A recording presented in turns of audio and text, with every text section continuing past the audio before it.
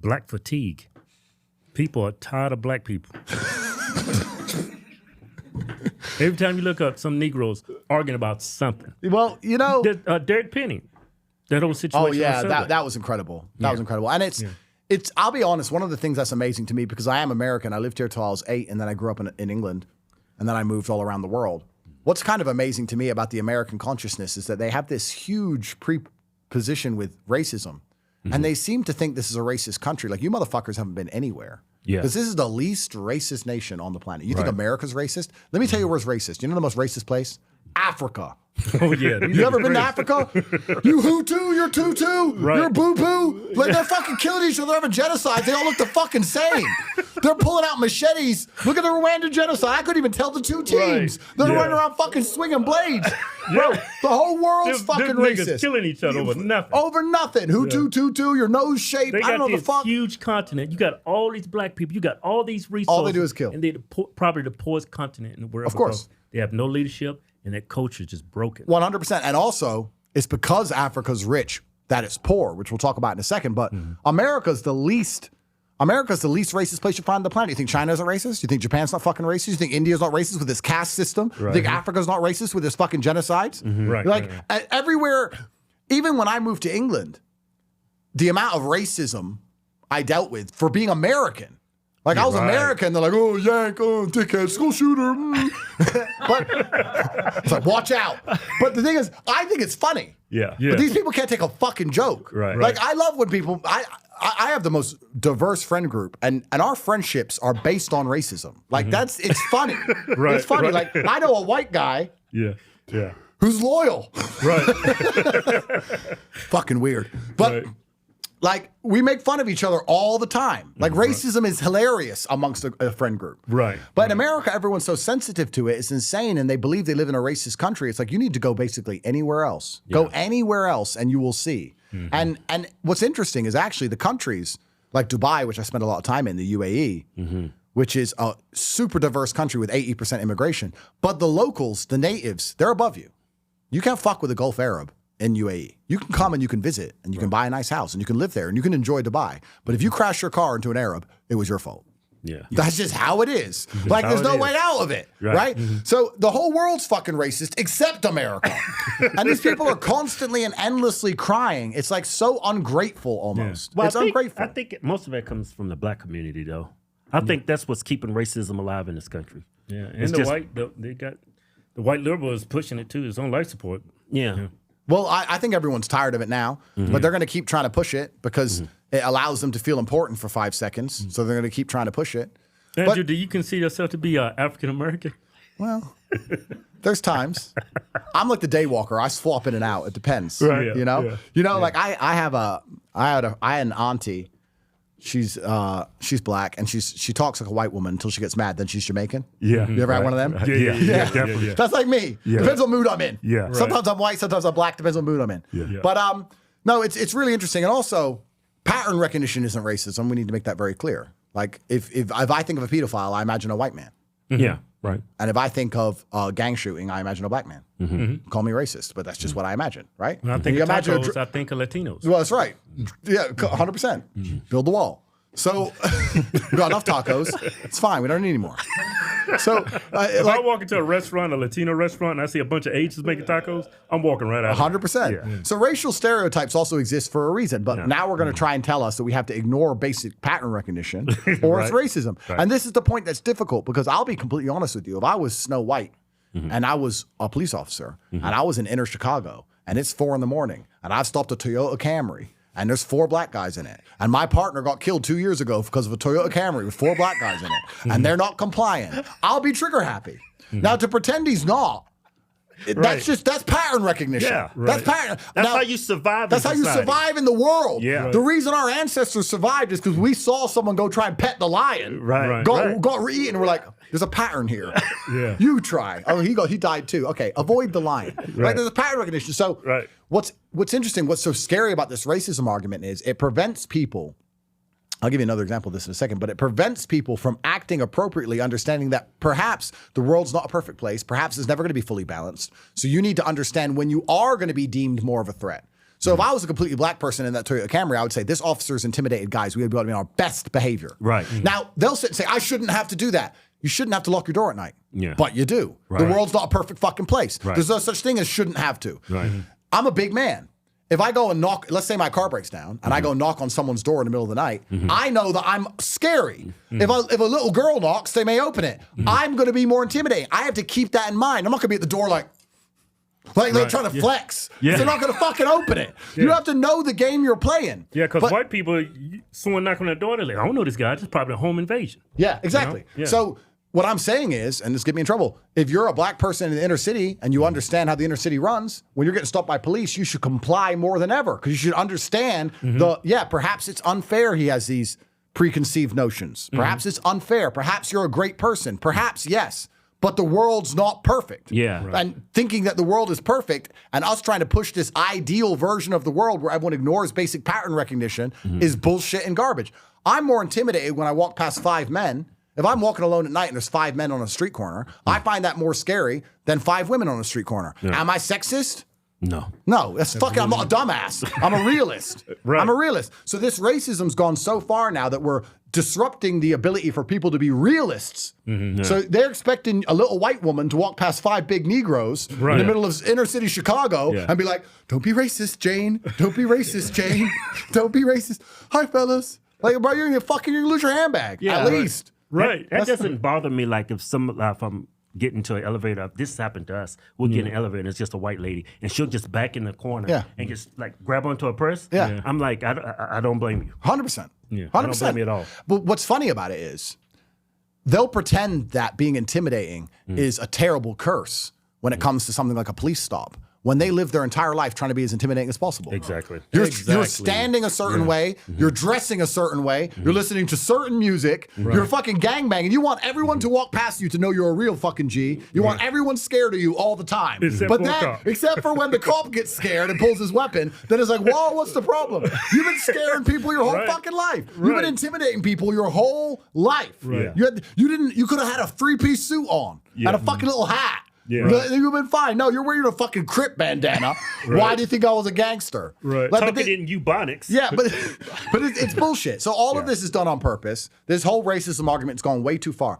As far as I know, black people and white people have basically the fair treat. The law applies to all of us. DEI actually gave black people a whole bunch of advantages over white people. So to sit here and believe that this is a racist country is completely ignorant. It's not a racist country. And you can succeed in this country if you, no matter what skin color you are, if you try your best and you conduct yourself the right way. And perhaps there'll be the odd scenario where you feel like you're being treated differently because of your skin color in a negative, but also you're not talking about all of the times you were treated in a positive because of your skin color. Perhaps because you're a big black man, you have problems in police stops, but you ain't got problems walking alone at night like a little white person does. So there's a bunch of times people were sitting there waiting to rob someone and goes, not him. Right. So you had the pros and the cons. Right. So you get the pros and the cons of these things. That's life. That's life. So you gotta take advantage of the pros. Exactly. And just to go back on my point, because I mentioned it earlier and I just want to wrap it up. I said about how Africa's poor because it's rich. I watched a really interesting study. You should watch it. It was about what makes the perfect nation. Because I was trying to build the perfect country in my mind. Like what would make the perfect nation? It was talking about if you started from zero, how would you have the richest, most prosperous, perfect country? And it said the countries with the best weather are countries like England and Netherlands because you want it to be a little bit rainy. You want to be able to have agriculture and you don't want people to have too much fun for free. Like in Thailand, they ain't got to be rich. They just go to the beach, get coconut. They're living good. In England, you got to have a Ferrari and a mansion. You're still depressed. Right. So you work very hard. You pay a lot of taxes. There's a whole bunch of things involved with it.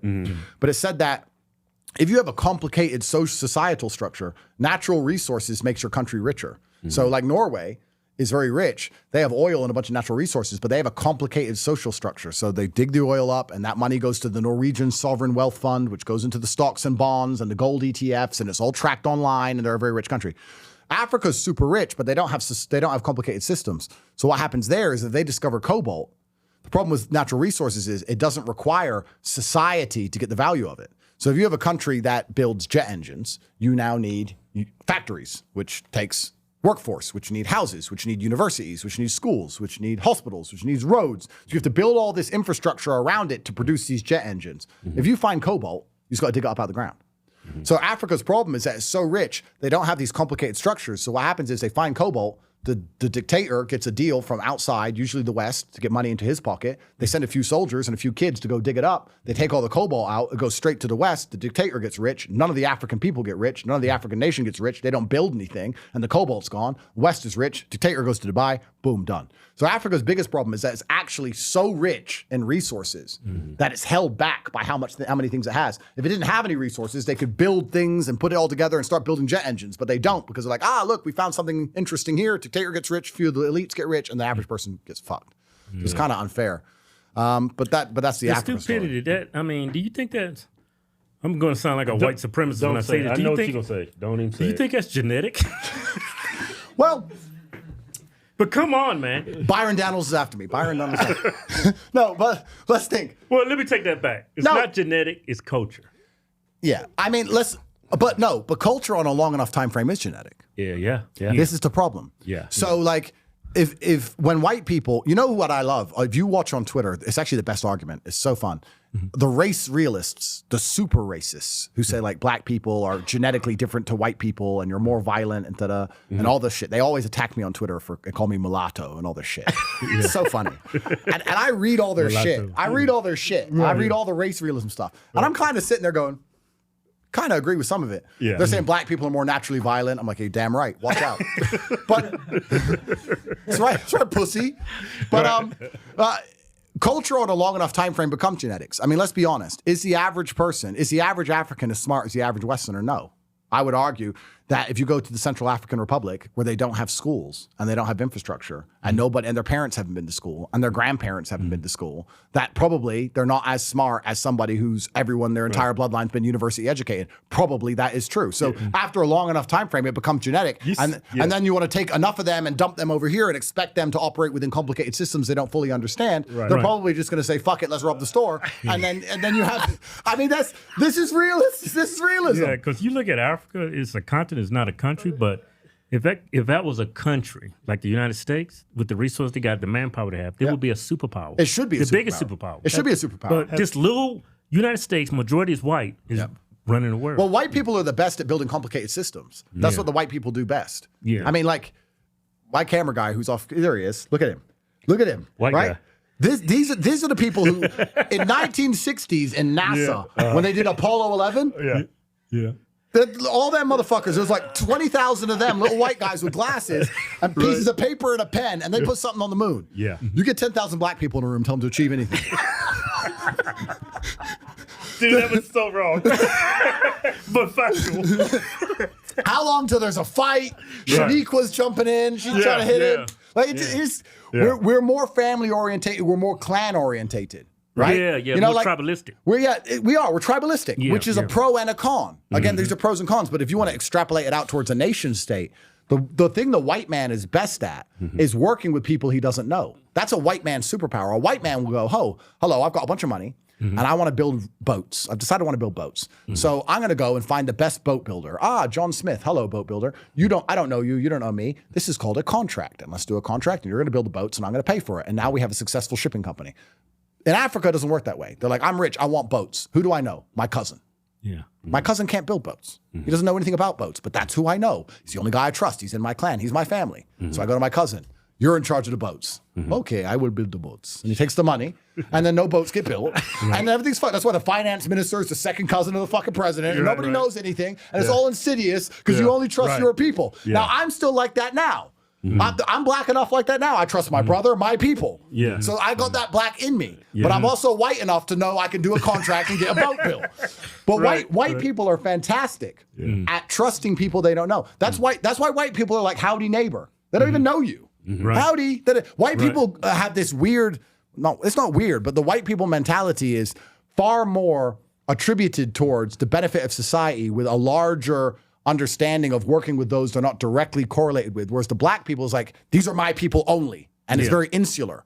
But it becomes far more difficult to run a country that way with competence. If you want to run a country competently, you need to find the most competent man for the job. I don't know if this is true. I don't want to be held up on it, and I don't want to be attacked for it. It might not be true, but I heard something that when the British started sailing their ships around, they were amazed that when they got to all these native countries, the Aboriginals in Australia and Africa and India, all these places, no one had heard of a contract.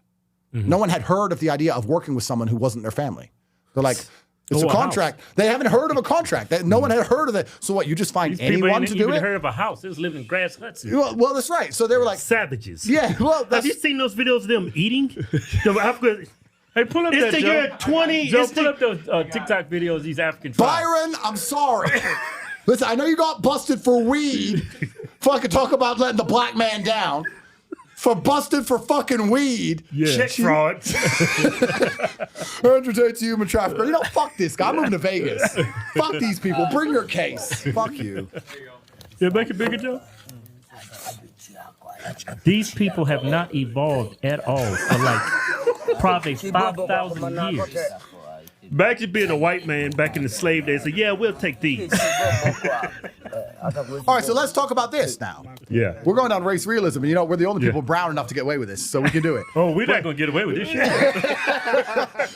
Well, let's talk about it, right? Yeah. So the white man, where he grew up, primarily, they had to plan ahead in a way different than the Africans did. So like if you were in England, you had to grow grain because that's how you eat. But grain only grows a certain part of the year. So you have to think ahead and you have to plan. And you have to plow the field. Then you have to grow the grain. Then you got to build buildings to store it in. And that means you need a lot of people. A lot of people need schools, hospitals, roads, housing. Now you need a city. You have to plan everything over a year cycle just to have food. In Africa, they didn't have to do that. Mango. Boom. They just go get a mango when they're hungry. Go kill this. They had so much resource, they didn't have to plan ahead. Wait till you're hungry, kill something, eat it.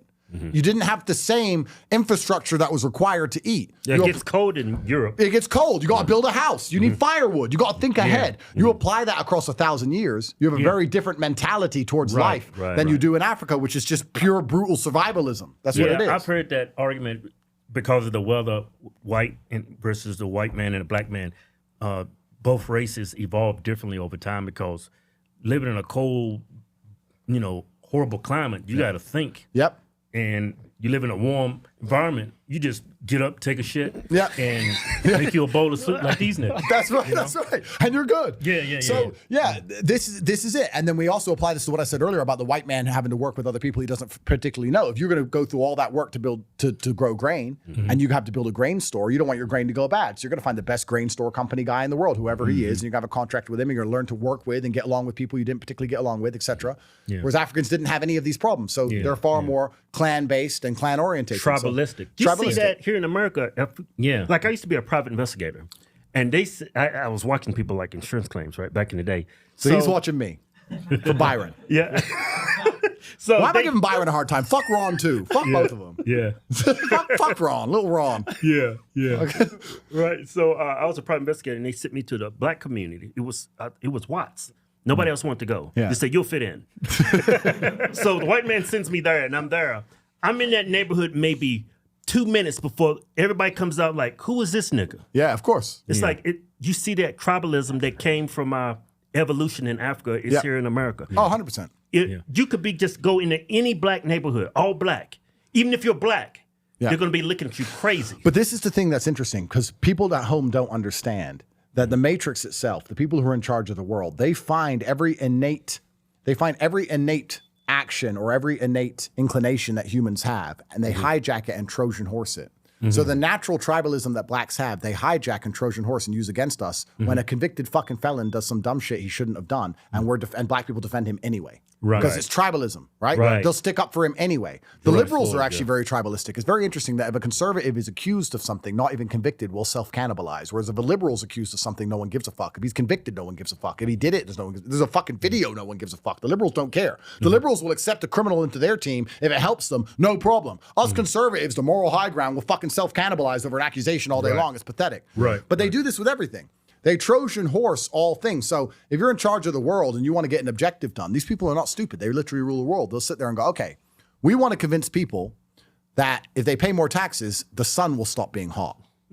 So how do we do this? Well, this is a pretty hard argument to get across. So we're going to start with something more basic. Do you like trees? Yeah, I like trees. Do you like the oceans and the fish? Do you want to destroy the whole world? No, I don't want to destroy the whole world. All right, then we're going to put up your taxes. So they take your natural. So they take your natural inclination. Be a dumb fuck to believe it. Yeah. So they take your natural inclination to like nature, and they Trojan horse it. They put in Trojan horses. Another one's tolerance. Oh, we're Christians. Yeah, you're tolerant. right? You're not horrible people. You're tolerant. You understand other people. You're tolerant. Yeah. Okay. Here's a drag queen. Whoa. So that's what they do. They take your natural inclinations and they sneak in these Trojan horses with everything all the time. So the tribalism of the black people is being used against them when they're sticking up for fucking dickhead pieces of shit. No other race does this, by the way. Right. If a white man had a rap sheet as long as his arm and murdered someone, white people wouldn't be like, oh, sticking up. White people don't even stick up for themselves. So let's forget that. Asians, whatever. But black people will be like, no, still. Like the way they attack Daniel Penny, it's like that motherfucker been harassing people in the subway forever. And he's doing his shit Michael Jackson moves or whatever the fuck. It's like one day. That's why I call it black fatigue. Yeah. People are just tired of this. Yeah. But the black tribalism just rallies around them. And then you add in a little bit of money because all these fucking people manage to somehow pay their bills. How do you pay your bills when you're marching for black people all day? Yeah. Try it. Yeah. Go out there and march. Go out there and march. March all day. Go just decide, you know what? I'm super passionate about this issue. And go start marching all day. You'll soon learn you have nowhere to fucking live. These motherfuckers are in a mansion pushing Escalades with private security. Right. You add in US aid money, and all of a sudden you have these huge fucking movements. And it's not just in America. This is what the American state has been doing globally all around the world. All over the world. This is how they did the Ukraine-Russian war. They sit there and go, how do we make people who are so ethnically close, so ethnically aligned, who look the fucking same, who speak the same language, who've lived next to each other for eons, who grew up on the same TV shows, who share the same history. How do we make them hate each other? Well, what we need is a 20-year campaign of pushing Ukrainian independence, that Ukraine's actually a separate country to Russia. And we need to push the Ukrainian language. And we need to change the Ukrainian TV stations and make them different from Russia. We need to cut off the Russian news. We need to push this idea that Ukraine has always been subjected to abuse from Russia and that they're abused people. And then we need to find the nationalists inside of Ukraine who believe that Ukraine should be a standalone place. Then we need to promise them that when Ukraine is a standalone place, they'll be the kings of it. Then we need to make all of them rich and give them loads of money. And on a long enough time frame, you end up getting enough hatred and sentiment that you get the fucking war you want. Right. It's all done on purpose. Right. All of these things are Trojan horse. So when they sit there and go, we want a war between these two countries, they'll go, okay, let's find and infiltrate the nationalistic aspect of this one. Or same with the fucking sun being hot. Let's find a motherfucker who likes trees. Let's offer him a bunch of money, get him to walk around. And people are deliberately ignorant for a bag. Like I'll be honest. Like you take the average black person and say, look, just say black people are oppressed. Look, here's some money. Yeah. They don't give a fuck. They don't give a fuck. People are pretty empty. Don't you remember being a child thinking adults were smart? Yeah. Do you remember that? I used to actually look up to politicians. I used to look up to grown-ups. Yeah. I'm like, that's a grown-up. Yeah. Turns out they were all fucking retarded the whole fucking time. And it's like everyone's a fucking dipshit. Everyone's fucking dumb. Yeah. Everyone will do anything for a fucking paycheck. Yeah. Everyone's a fucking liar. Yeah. Everyone's self-interested. And the only kind of smart people that exist are the people like me who at least understand what I am. Right. Like, I don't deny these things. I'll sit here and go, the reason I'm better than these motherfuckers is because they don't even know they're those things. I'll self-analyze and go, I am self-interested. I'm a person who's going to try and do things for his own self-interest. I'm a person who's going to try and benefit himself. So I can at least check myself because I know the game I'm playing. These other motherfuckers are so dumb, they don't even know the game they're playing. So they really believe they're saving the trees or saving the black man while getting fucking paid to march around all day. It's a fucking setup. Yeah, idiots are the enemy, guys. Idiots, dumb people, like stupid people or weirdos or nerds, all these people that in school used to get bullied and picked on. I guess maybe that was God's way or natural selection to just keep them in their fucking place. Because as soon as they get any power, look what they fucking do. Look at the theater kids. When the theater kids got their asses whooped, it was fine. Now they're called the Democrats and they're fucking destroying society. We need more bullying. We need the bullies back. Yeah. Have you ever, this is a true story. I changed school a lot when I was a kid because I moved around. You know when you watch movies and someone goes into the new school and they see the nerd being picked on and they go and get to know the nerd and the nerd's really a cool guy? Have you ever tried to get to know a nerd? Because after like 5 minutes, you're like, I get why they pick on you. If you ever go talk to the weird kid, you join a new school, they're like, don't talk to him, he's weird. I'm like, leave him alone. No, he's a fucking weird, he's a fucking loser. I'm like, guys, there's like 6 of you, fucking leave him alone. I got to talk to him for 5 minutes. I'm like, fuck that nigga, boys. He is fucking weird. That kid is weird. Most of these people deserve what they get. Hey, I remember we had this friend, I'm not going to say his name. Remember, bleep this out, G.B. Hopkins, remember him? Yeah. Like, he was the weird guy. He got all A's, but he was weird. Nobody talked to him. Yeah. So me and Kelvin, I think it was like 6 of us, let's go talk to him. They're picking on him. So we hang out. He said, hey, man, won't you guys come over today so we can play? Yeah. Right? So we go to his house, and he calls his dog in. He starts jacking his dog off. And then we look at each other like, I'm going to kick your ass. It's like these weird kids, they end up there. It's not an accident, right? You know? So like, it's kind of natural selection, but I guess now they're all allowed to run for office. I see these fucking Democrat politicians doing these fucking thaw-ass TikToks. You know, what was it? It was Jasmine Trump. Crockett? Bro. It was Trump's State of the Union. When I saw his State of the Union and I saw them holding up the signs, like, you know, Elon pay his taxes and shit, I was sitting in a cigar bar with Tristan and Roger Stone, who's a G. And I was watching the State of the Union. And I said, in no sensible country on earth could Donald Trump be standing up there telling the truth and some fucking retard be in the same room heckling him. Yeah. Like, what kind of fucking country even is this now? Like, who are these people? You've achieved nothing. Who are you to sit with your fat ass? You can't even calorie control. Sitting there on a chair insulting Elon, who's putting rockets in space, saving humanity. Satellites. And you're sitting there going, with your sign thinking you look good? How hubristic and stupid and arrogant do you have to be to sit there after achieving fucking nothing? They over the sign, Elon steals. Yeah, eating Twinkies and then, I'll get him. Like, these people are fucking retards. Yeah. In any real country, in any sensible country, truthfully, if you had the richest man on earth who was in charge of innovating probably the most disruptive technologies on earth, in any real country, of course he'd be in government. He'd probably be the fucking president. He'd probably be in charge of absolutely everything. And there wouldn't be some fucking hippo heckling him from the crowd. He'd be the boss of anything. You think if Azerbaijan had the fucking richest man on the planet, who was the only person who could do things in space that nobody else could, and putting chips in people's brains, and the only person that could compete with China and their soon-to-be global hegemony when it comes to electric vehicles, and you had one man competing against the entire Chinese industrial base, and he's super rich. You have this one guy. You think you're going to allow him to be heckled by some fucking nobody with a sign? In any real country, he'd be fucking Lord. But here in America, we're like, fuck Elon, fuck, he's trying to save us money. Fuck Elon. Like, who are these people? Who the fuck are these people? Yeah. I swear, when my criminal case is complete, I'm going to walk around, I'm going to go to these protests, I'm just going to say, who are you? Yeah. Tell me your life story. I'm very interested. Yeah. What have you achieved that compares to Elon Musk? Because you have a very strong opinion. Please tell me what you've done. Because you smell. Yeah. You haven't had a shower today. I want to know what you truly believe, how the world should actually work. Yeah. It's fucking incredible. Yeah. It's incredible. Oh, Jesus. Always white people, too. Let's fuck it. We've done the blacks enough. Let's do the whites. White people are going to go extinct because of bitches like her. Yeah, right. You know, we talk about this. I'll tell you something. We need some good white people, man. Bro, white people are going to go extinct, and it's their own fucking fault. Yeah. You're organized, you're smart, you could get everything in line, you refuse because there's too many traitors in your camp. What did I say earlier about men betraying other men? Men betraying other men is how they manage to do this femme-centric bullshit that destroys men all the time.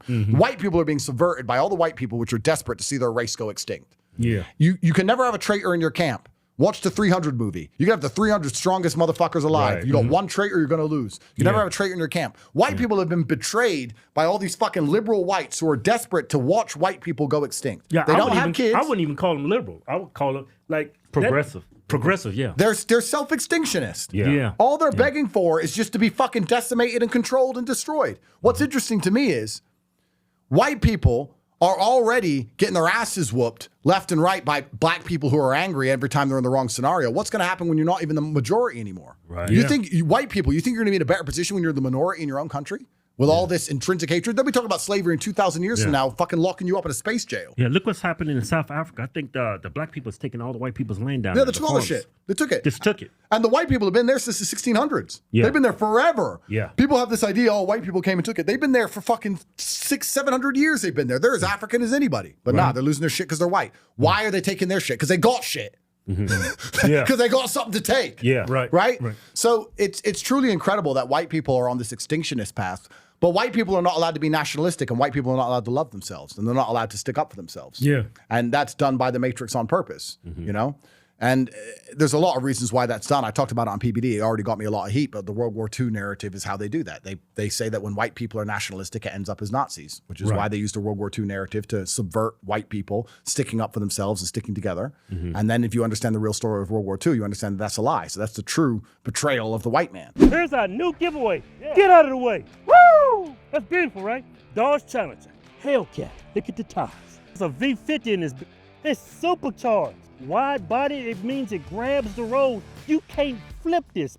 Look how sexy this car is. You can look like Stephen Hawking and still pick up a chick in this car. Go to officialhodgetwins.com. Anything you buy on the site gets you automatic. Enter the win. No purchase necessary. All word prohibited. See official rules for details. Yeah.